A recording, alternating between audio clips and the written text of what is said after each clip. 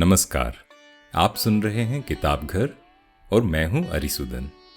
किताब घर में हम बात करते हैं हिंदी किताबों पर, नई पुरानी हर तरह की, चाहे कल्पना हो, इतिहास, कविता, कहानी या व्यंग्य।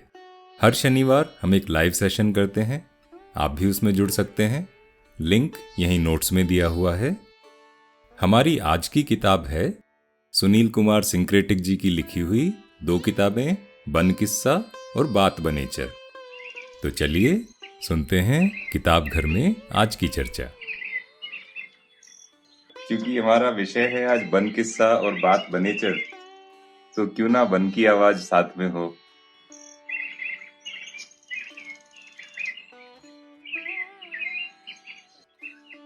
हेलो श्रुति, हेलो डॉक्टर वसुधा, नमस्कार, स्वागत है।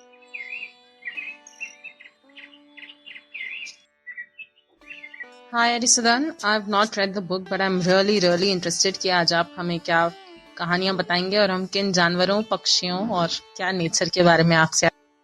हाँ, इसका क्रेडिट तो जाता है सुनील कुमार सिंक्रेटिक को, जो लेखक हैं इन 2 किताबों के। पहले मैं बता दूं उनसे परिचय कैसे हुआ।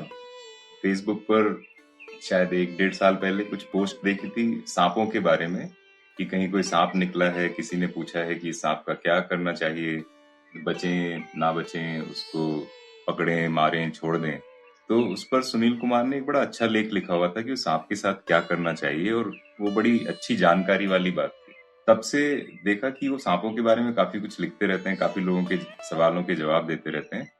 तब मुझे पता लगा कि उन्होंने एक किताब लिखी थी बन किस्सा, और उसके बाद एक और किताब लिखी थी बात बनेचर। तो तब से मेरी जिज्ञासा हुई कि ये तो इंसान बहुत कुछ जानता है, सांपों के बारे में अच्छी पढ़ाई वढ़ाई की हुई है, तो शायद बन किस्सा बात बनेचर में इसी तरह की जानकारियां होंगी। तो वहां से हमारी जिज्ञासा शुरू हुई और फिर पहली किताब पढ़ी बन किस्सा, उसके बाद अभी हाल ही में बात बनेचर पढ़ी। तो ये किताबें पढ़ के बिल्कुल ऐसा लगता है जैसे आप, जो पुराना हमारा पंचतंत्र वाला समय था, जब पंचतंत्र की कहानियां टीवी पर आती थी और अलग अलग हम अपने जो हमारे कोर्स की किताबें होती थी उनमें पढ़ते थे। और साथ में बचपन में छोटी सी बच्चों की पत्रिका आती थी चंपक, चंपक और नंदन। तो नंदन में तो हर तरह की कहानियां होती थी, राजा रानियों की और इंसानों की और कभी कभार जानवरों की। लेकिन चंपक में जानवरों की ही कहानियां होती थी ज्यादातर। तो बिल्कुल वो याद आ जाता है जब आप इन दोनों किताबों को पढ़ते हैं। अगर मेरा सुझाव माने तो पहले बन किस्सा और उसके बाद बात बनेचर। तो दोनों एक तरह से एक ही कहानी का कंटिन्यूएशन है। पहली बात तो ये कि कोई एक कहानी नहीं है, इसमें ढेर सारी कहानियां हैं। इसके 3 मुख्य पात्र हैं। एक है मच्छ राजा यानी किंगफिशर, एक है जलकाक जो बगुला होता है, और एक है कछुआ। तो इनकी एक झील है किसी सुरम्य स्थान पर, और उस झील के किनारे बैठे ये तीनों अपनी पिकनिक मनाते हैं हर दिन। जब इनको भूख लगती है तो उसी झील से मछलियां पकड़ के खा लेते हैं। जो कछुआ है वो, उसको जो भी चाहिए होता है घास पत्ते, वो खा लेता है। होता ये है कि मच्छ राजा और बगुला, जलका, क्योंकि दोनों पक्षी हैं तो वो उड़ जाते हैं, वो अपने अपने ठिकाने चले जाते हैं रात को। कछुआ जो है वो झील के पैंदी में चला जाता है, नीचे चला जाता है। लेकिन हर सुबह वो सारा दिन अपनी मंडली जमाते हैं, गप्पे लगाते हैं और कहानियां शेयर करते हैं एक दूसरे के साथ। शेयर तो क्या करते हैं, इसमें एक ही कहानीकार है, बाकी 2 तो जिज्ञासु प्राणी हैं जो सवाल पूछते हैं, और एक से बढ़कर एक सवाल पूछते हैं। सवाल पूछने में उस्ताद हैं दोनों, बगुला और कछुआ। और जो मच्छ राजा है किंगफिशर, वो सुनाते हैं कहानियां। जो इसकी भूमिका है उसमें लेखक ने बात तरह से कही है कि जो मच्छ राजा है बहुत सारे किस्से कहानियां जानते हैं। जैसे हमारे दादा, नाना, नानी, दादी, ये सब के पास ढेरों कहानियों के पिटारे होते थे, और कहानियां नहीं भी होती थी तो वो कहानी बना देते थे उसी समय हाथों हाथ। उसी तरह की कला है मच्छ राजा में, बहुत बढ़िया स्टोरी टेलर हैं वो। ये वन किधर स्थित है, ऐसी कोई इसकी जो ज्योग्राफिक वो कोऑर्डिनेट्स हैं वो तो नहीं दिए लेखक ने लेकिन जिस तरह का विवरण है, बड़ा सुरम्य सा स्थान है, तो समझ सकते हैं कि कहीं भी पहाड़ों और जंगलों के बीच में एक झील है जो मानव से अभी भी काफी दूर है। मानव वहां तक नहीं पहुंचे हैं ज्यादा, कभी कभार भटक के आ जाते हैं। लेकिन मुख्यतया मानव वहां पर नहीं है। तो इस तरह की एक ये झील है। तो एक तो ये बात हो गई जो इसकी भूमिका है कि मच्छ राजा किंगफिशर वो कहानियां सुनाते हैं और ये दोनों बड़े चाव से वो कहानियां सुनते हैं। करीब करीब हर एक कहानी में, करीब करीब तो क्या, हर एक कहानी में ही कोई ना कोई संदेश है जो इसको हमारे, एक तो जो हमारा पर्यावरण है, जो इकोसिस्टम है, उसके साथ जोड़ता है, हमारे जो एक दूसरे के साथ व्यवहार होते हैं उनको जोड़ता है। अगर इससे शिक्षा लेना चाहें तो शिक्षा ले सकते हैं। बाकी जो है कि आप कुछ भी जो करते हैं उसके किस तरह के परिणाम होते हैं, तो वो वाली बातें भी हैं। तो ढेरों कहानियां इसमें कुल मिला के। एक एक चीज और जो मुझे लगा कि इसमें बड़े कठिन कठिन हिंदी शब्द प्रयोग हुए हैं, जो कई बार हो सकता है कि पढ़ने में थोड़ी सी अड़चन पैदा करें, जैसे स्पीड ब्रेकर्स आ जाते हैं, तो उस तरह लगता है कई बार। लेकिन उससे साथ में ये भी होता है कि आपको बड़े नए नए और बड़े अलग अलग तरह के हिंदी शब्द भी सीखने को मिलेंगे। तो अगर मैं दोनों किताबों की मिला के बात करूं तो मेरे शब्द भंडार में करीब 100-125 नए शब्द जुड़े होंगे इस इन दोनों किताबों को पढ़ने के बाद, या शायद ज्यादा ही। ये अब मुझे याद नहीं रहेंगे सारे इनके अर्थ, लेकिन एटलीस्ट ये पता रहेगा कि ये सब शब्द कहीं ना कहीं पढ़े थे, क्योंकि मैंने किंडल पे पढ़ा है। पहली वाली किताब बन किस्सा में, उसमें उन्होंने किसी शब्द के अर्थ नहीं दिए, लेकिन शायद उनको उनके पाठकों ने सुझाव दिया होगा सुनील कुमार जी को कि बड़े कठिन शब्द आपने इस्तेमाल किए हैं और बड़ी क्लिष्ट भाषा है कई जगह पर। तो बात ब नेचर में उन्होंने काफी सारे शब्दों के आखिर में अर्थ दिए हैं, तो वो उससे बड़ी सहायता हो जाती है। आप पहले उसका एक स्क्रीनशॉट लेकर साथ में रख लें और फिर पढ़ते रहें। ऐसा नहीं कि आपको हर दूसरी लाइन में कठिन शब्द मिलेगा, हो सकता है 3-4 पेज के बीच में एक नया शब्द मिल जाए, तो ये कोई बहुत बड़ी अड़चन नहीं है। लेकिन इसका फायदा ये है कि आप ये शब्द सीखते जाएंगे साथ साथ। तो ये थोड़ा सा परिचय हुआ किताब का। मैं रुकता हूँ। श्रुति, आप क्या कहेंगी? पता नहीं, आप जिस तरीके से इसका विवरण दे रहे हैं मुझे ऐसा लग रहा है कि ये सुंदरबंस में कहीं स्थित है। ऐसा होता है ना, जहां आपका दिमाग रहता है आप उस चीज को वहीं पे विजुलाइज करते हैं। तो मुझे ऐसा लग रहा है कि सुंदरबन मैनग्रोव्स हैं और वहां पे ये बगले और कछुए की बातें चल रही हैं। मेरे मन में वो जोग्राफिक लोकेशन आ रही है। बहुत ही अच्छे से, बहुत ही सुंदर तरीके से आप इसे समझा रहे हैं Harisudhan. Please continue and tell us. आप ये बताइए, क्या ये चैप्टर्स एक दूसरे से रिलेटेड हैं या ये इंडिविजुअल कहानियां हैं? हाँ, बड़ा अच्छा सवाल पूछा। ये एक दूसरे से जुड़े हुए नहीं है। कोई भी ऐसा नहीं कि आप एक कहानी पढ़ें और उसका दूसरी से रिश्ता हो। एकदम बिल्कुल ही अपनी अपनी कहानियां हैं, अलग अलग किस्से हैं, और उसमें एकदम अलग अलग तरह की, मैं शिक्षा तो नहीं कहूंगा क्योंकि शिक्षा तो फिर वो कोर्स की किताब जैसा मामला हो गया, वो जी। हमारे ऊपर है। लेकिन तो जो अपना इसमें कोई मैसेज मिलता है वो सब में अलग अलग है। तो अपना कोई फेवरेट जो भी आपको याद हो, कोई एक किस्सा हमें बताइए, बहुत मजा आएगा। मुझे कई कई सारे याद हैं और इस सेशन में सारे नहीं सुना पाऊंगा, और सारे में सुनाना भी नहीं चाहता, और ना किताब कौन पढ़ेगा। लेकिन कुछ एक कहानियां तो बहुत ही अच्छी हैं।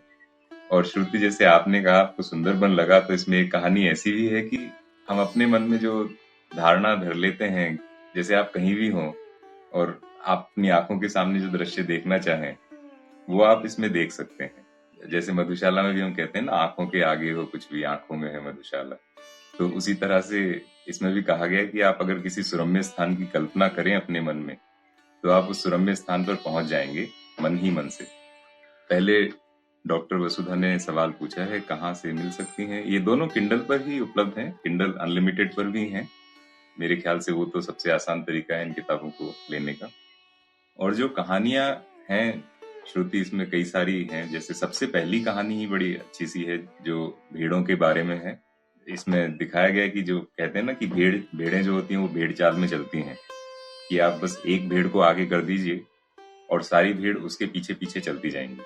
और उनका जो गडरिया होता है उसको बहुत ज्यादा कुछ कमांड एंड कंट्रोल नहीं करना होता उनके साथ, बस उसको एक ही को नियंत्रित करना होता है और बाकी सब साथ में आ जाती हैं। इस कहानी में ऐसा कहा गया है कि ये सारी भेड़ें एक बार चल रही थी कहीं पहाड़ों की तलहटी में, और अचानक से उनको बड़ा एक दहाड़ वाली आवाज सुनाई दी, जैसी उन्होंने पहले कभी नहीं सुनी थी। जैसे महाभारत में कहते हैं कि भीष्म पितामह की आवाज आती थी, उस तरह की आवाज उनको आती है और ये भी पता नहीं चलता कहाँ से आती है। तो सारी भेड़ें एकदम से मुड़ के देखती हैं चारों तरफ पहाड़ों पर, और एक पहाड़ के बहुत ही नुकीले पत्थर पर, जहाँ टिकना असंभव जैसा है, वहां पर एक जो मारखोर होता है जानवर, बड़े बड़े सींग वाला, एकदम बलिष्ठ, जो केवल पहाड़ों में चलता है, जिसकी बैलेंस बनाने की क्षमता बहुत ही अद्भुत होती है, तो वो वहां पर टिका होता है उस चट्टान पर। और वो उन भेड़ों का आह्वान करके कहता है कि भेड़ों देखो, तुम कैसे अंधों की तरह एक दूसरे के पीछे चले जाते हो, अपने मन से कुछ नहीं सोचते हो, अपने मन का कुछ नहीं करते हो। तो उनको शिक्षा देता है कि देखो, ये जो भेड़ें भेड़ें कहती हैं कि नहीं, ये तो हमारा बहुत अच्छे से ध्यान रखते हैं, हमको खाने पीने को देते हैं, ये वो। और वो मार्कोर उनको कहता है कि देखो, ये जो गडरिया है ये बड़ा स्वार्थी है, ये अपने काम के लिए तुम्हारा इस्तेमाल कर रहा है। अगर तुम इसको ऊन देना बंद कर दोगे तो ये तुम्हारा लालन पालन करेगा? नहीं करेगा। तो भेड़ों को एक तरह से संदेश देता है, भेड़ें उसकी बात मान लेती हैं और वो गडरिये को छोड़कर भाग जाती। लेकिन अब किसके पीछे भागें? अब गडरिये के पास एक कुत्ता भी था जो उन भेड़ों को नियंत्रित करने के काम करता था। तो अब इनको अपना कोई मुखिया नहीं मिलता, ये उस कुत्ते के पीछे चल देती हैं। भेड़ तो भेड़ ही रहेंगी ना, उनको कैसे बदला जाए। तो मार्कोर फिर से आता है, फिर से उनको यही बात कहता है कि देखो, मैंने तुम्हें समझाया था, तुम फिर से एक ही के पीछे चल पड़े बस, बिना कुछ सोचे समझे। अब वो भेड़ें जो हैं वहां से भी भाग लेती हैं कि ये तो सही बात कह रहा है कि कुत्ते से हमारा क्या लेना देना। ठीक है साहब, वहां से भी भाग लिए। अब किसके पीछे भागें? गूढ़ प्रश्न। नीलम जी बिल्कुल सही, क्योंकि भेड़ों को तो चाहिए कि कोई उनके आगे चले। तो अब इन भेड़ों में जो सबसे मजबूत था, सबसे कद्दावर जो भेड़ थी, वो आके खड़ी हो जाती है कि देखो, अब हमें कोई लीडर तो मिल नहीं रहा है, तो चलो अब मेरे पीछे पीछे आ जाओ। तो अब ये जो है कि इस इलाके का गुंडा मैं हूं, ये जो बड़ी वाली भेड़ है सारी इसके पीछे चल देती हैं। अब उनकी नियति यही है कि उनको पीछे चलते रहना है। तो मार्कोर जब ये सब देखता है, वो बेचारा अपना सिर पीट लेता है कि इनका कुछ नहीं हो सकता, इनकी नियति आप बदल ही नहीं सकते। तो खैर वो उनको फिर से चेतावनी देता है कि देखो, फिर से तुमने वही किया जो मैंने मना किया था। तो भेड़ें उस भेड़ को भी छोड़ देती हैं। अब सोचिए क्या होता है अगला। और श्रुति, यहाँ पर बहुत ही मजेदार ट्विस्ट है। ये मार्कोर जो था, ये हमेशा चेतावनी और चुनौती देकर ना गायब हो जाता था पहाड़ों में, और उसको कोई ढूंढ नहीं पाता था। ठीक है, बस उसकी आवाज आती थी, उसके बाद वो कंप्लीटली गायब, अदृश्य। तो इस बार क्या होता है कि वो उसको गायब ही नहीं होने देती हैं, वो इस बार उस मार्कोर के पीछे ही चल पड़ती हैं, क्योंकि अब कोई लीडर नहीं बचा, तो तू ही हमारा लीडर। तो इस इस तरह की ये कहानी है जो बहुत ही मजेदार, बढ़िया कहानी है। पहली कहानी है और उसके बाद कई सारी इसी तरह की कहानियां आगे चलती हैं। बहुत ही कूल। ये जो ऑथर है अरिसदन, ये कहाँ के हैं? ये कहाँ के हैं ये मुझे पता था कहाँ के हैं। ये शायद पहले पुलिस में थे, और जब इन्होंने कुछ कुछ लिखना शुरू किया तो इन्होंने खुद से रिसर्च करना शुरू किया काफी। जिसके बारे में भी लिखते हैं उसके बारे में अच्छे से रिसर्च करके लिखते हैं। इससे दूसरी बात जो याद आती है इस किताब के बारे में खास तौर पर, वो ये है कि ये कहानियां तो चलती हैं। अब जैसे पंचतंत्र और चंपक में एक चीज नहीं होती थी, उसमें हर तरह के संदेश होते थे, हाँ, रोचक कहानियां होती थी। लेकिन हाँ, चंपक आपको कभी ये नहीं बताती थी कि जो पक्षी हैं, जैसे अगर हमने गरुड़ का नाम लिया, तो गरुड़ के जो एट्रीब्यूट्स होते हैं, जो उसके बायोलॉजिकल फीचर्स होते हैं और बाकी जो चीजें होती हैं उसके एनाटॉमी की, उसके बारे में हमको कहीं नहीं मिलता है। तो यहाँ पर वो बातों बातों में वो बातें भी बता देते हैं कि जैसे देखो, कि गरुड़ ऐसा होता है, गरुड़ के पर जो होते हैं वो इतने बड़े होते हैं, विशाल होते हैं, उसके परों का आकार जो है वो उसके शरीर से काफी अनुपात में काफी बड़ा होता है। तो इस तरह की बातें वो बातों बातों में बता देते हैं। अब जैसे एक कहानी में है, वो उसका शीर्षक मुझे नहीं याद अभी, लेकिन बहुत सारे जानवरों में एक चुनौती ठन जाती है कि सबसे शक्तिशाली कौन। अब डायनासोर तो खत्म हो चुके हैं, यहाँ तक आते आते तो डायनासोर तो बचे नहीं है। तो हाथी कहता है कि मैं सबसे शक्तिशाली हूँ, मैं सबसे बड़ा हूँ, पेड़ गिरा सकता हूँ। भालू आता है, भालू कहता है कि मैं तो किसी को पकड़ के उसका कचूमर बना सकता हूँ। शेर बेचारा शक्ति के मामले में कुछ नहीं कहता क्योंकि वो शक्तिशाली नहीं है, लेकिन शेर के दांत जबड़े बड़े मजबूत हैं। उसके बाद आते हैं छोटे छोटे प्राणी, चींटियां, कि देखो हम अपने शरीर से 4 गुना 5 गुना ज्यादा वजन उठा लेते हैं। फिर कोई और उसी तरह के रेंगने वाले जीव आते हैं, और आखिर में आता है एक गुबरेला। श्रुति, आपको पता है गुबरेला? नहीं, व्हाट इज गुबरेला? तो काफी लोगों को पता भी होगा, गुबरेला जो है वो गोबर में चलने वाला कीड़ा होता है। ओ, उसका beetle, dung beetle. Yes, dung beetle.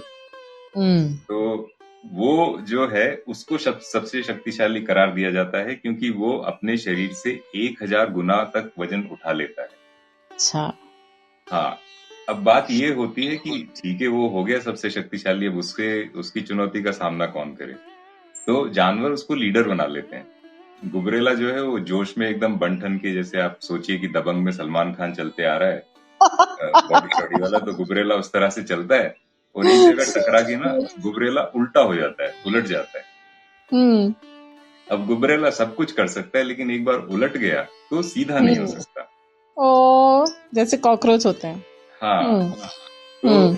उसको सीधा करने के लिए आपको एक बाहरी शक्ति की आवश्यकता होगी, किसी तिनके से, डंडी से, हाथ से, पैर से, किसी और को करना पड़ेगा, वो खुद नहीं कर पाएगा।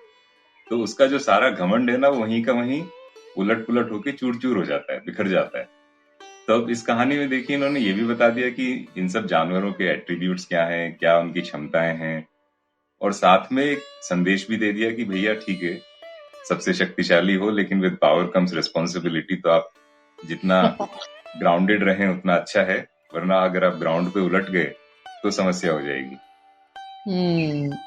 नहीं, वैसे अरिस्टोटल ऐसी चंपक में भी रहती थी। ऐसा नहीं है कि उसमें चंपक में एट्रीब्यूट्स नहीं होते। आपको याद नहीं, जैसे कि क्या था जो फॉक्स थी चंपक में, वो हमेशा लोमड़ी चालाक ही रहती थी।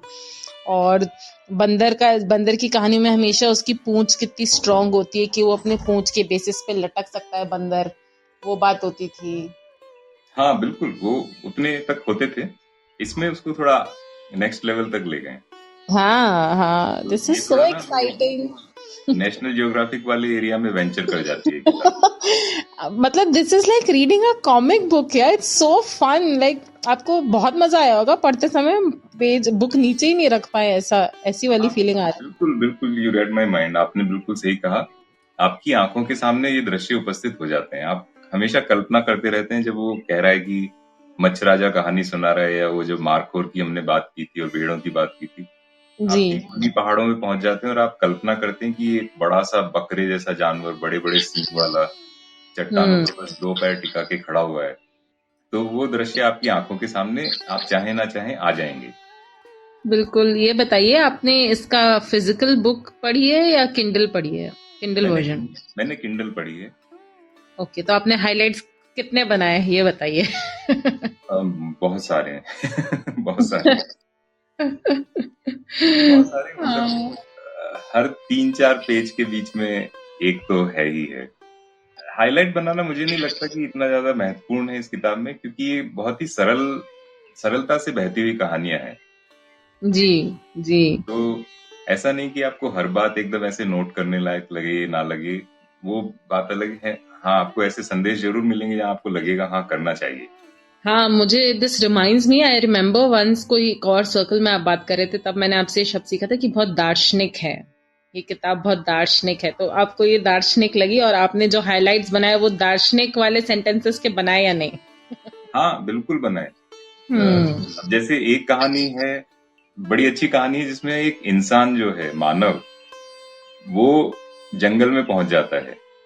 और आप कल्पना कीजिए, मेरे जैसे एक इंसान की, जो हर जगह पूरी तरह तैयार होके चलता है, जिसकी ट्रेवल लाइट करने की कोई धारणा अवधारणा नहीं है, क्योंकि हम तो अपना सब नवाबी तरीके से सब साजो सामान साथ में लेके चलते हैं, सारे गैजेट्स, सारे चार्जर्स और ये सब चीजें।